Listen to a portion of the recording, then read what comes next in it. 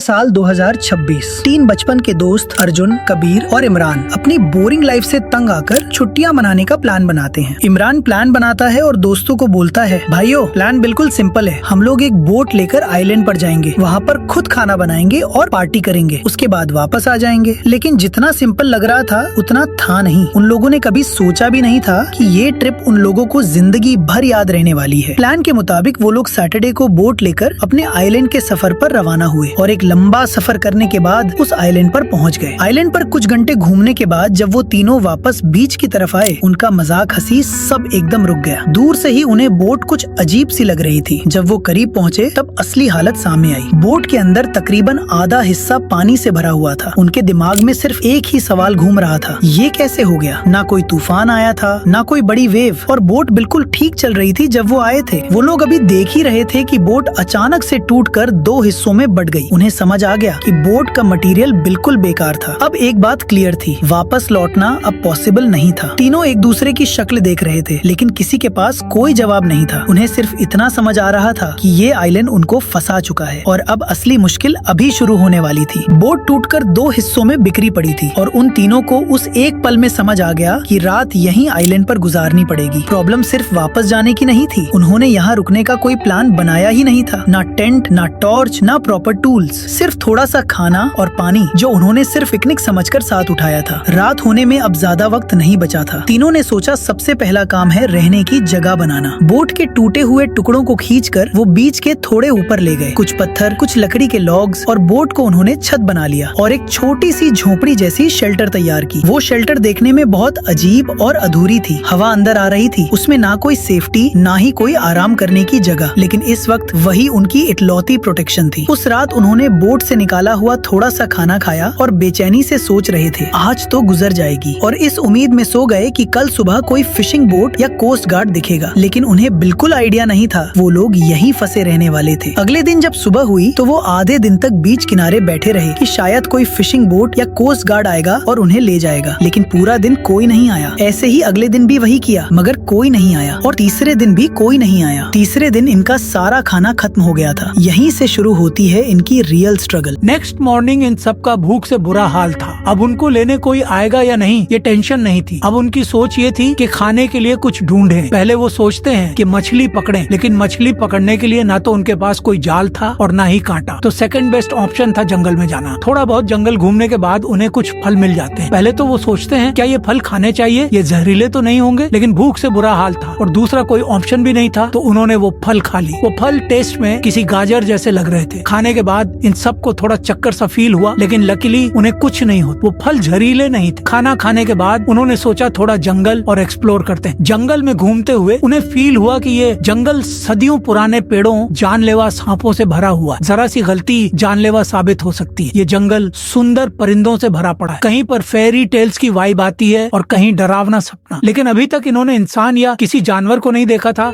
और न ही उनका कोई क्लू मिल रहा था। वो चलते रहते हैं और आगे बढ़ते रहते हैं। उन्हें नहीं पता वो कहाँ जा रहे हैं, बस चलते रहते हैं। असल में दोस्तों ये आइलैंड 8 स्क्वायर किलोमीटर का एक जंगल था जो इंसानी आबादी से बहुत दूर था, और यहाँ इंसानों का आना न के बराबर। जैसे जैसे शाम होने लगती है ये लोग अपनी झोपड़ी वापस आ जाते हैं और रात वहीं बिताते हैं। अगले दिन वो किसी फिशिंग बोट या मदद का इंतजार नहीं करते और अपने दिन की शुरुआत उन फलों को खाने से करते हैं जो पिछले दिन जंगल से तोड़ कर लाए थे। उसके बाद वो लोग जंगल में चले जाते हैं और जंगल को थोड़ा और एक्सप्लोर करते हैं। दिन बीतने लगते हैं। ये लोग इस आइलैंड पर रहना सीख लेते हैं और 1 महीने के बाद वो लोग अपना एक पत्थरों का घर बना लेते हैं। इन लोगों ने परिंदों का शिकार, समंदर से मछलियाँ पकड़ना और खतरों से खुद को बचाना सब कुछ सीख लिया। इन लोगों ने उसी आइलैंड पर खेती भी शुरू कर ली। टाइम के साथ इन लोगों को ये लाइफ अच्छी लगने लगी। अब इन लोगों ने ठान लिया था कि अब यहाँ से कभी भी वापस नहीं जाएंगे। लेकिन एक दिन जंगल में घूमते हुए इन लोगों को किसी के पैरों के निशान मिलते हैं। ये निशान एक इंसान के जूतों और एक कुत्ते के पैरों के थे। 6 महीने के बाद पहली बार इन लोगों ने ये निशान देखे थे। ये लोग बिना किसी देरी के दौड़ते हुए इन पैरों के निशानों का पीछा करने लगते हैं। पीछा करते करते वो आइलैंड की दूसरी ओर पहुंच जाते हैं और जो देखते हैं वो देखकर वो लोग शॉक्ड हो जाते हैं। वहाँ पर एक बूढ़ा आदमी अपने लैब डॉग के साथ अपनी बोट पर फिशिंग करने आया हुआ था। ये लोग फौरन भागकर उसके पास जाते हैं। बूढ़ा आदमी इन लोगों को देखकर हैरान रह जाता है कि ये सब यहाँ कैसे आ गए। ये लोग उसके पास जाकर उसको अपनी पूरी स्टोरी बताते हैं कि ये लोग यहाँ यहाँ कैसे पहुँचे। बूढ़ा आदमी इन लोगों को बताता है कि मैं साल में एक बार इस आइलैंड पर जरूर आता हूँ, मेरे अलावा यहाँ कोई नहीं आता, और मजाक करते हुए बोलता है शुक्र मनाओ मैं इस साल मर नहीं गया। सब लोग हंसने लगते हैं। फिर वो बूढ़ा आदमी इन लोगों को लेकर घर वापस ले जाता है। रास्ते में ये सब लोग बिल्कुल खामोश होते हैं। इन्हें नहीं पता कि इनके घर वाले जो इन्हें मरा समझ रहे थे क्या रिएक्ट करेंगे। इस आइलैंड पर बिताए इन 6 महीनों ने इन लोगों को बहुत कुछ सिखाया। लाइफ को एक नए तरीके से देखना सिखाया, अपने काम खुद कैसे करने हैं ये सिखाया। ये लोग थोड़ा अपसेट भी थे क्योंकि ये आइलैंड वाली लाइफ को एक्सेप्ट कर चुके थे। अचानक ये ट्विस्ट शायद इन लोगों ने एक्सपेक्ट भी नहीं किया था। अगर आप अभी तक इस वीडियो को देख रहे हैं, हमें फॉलो और सब्सक्राइब करें।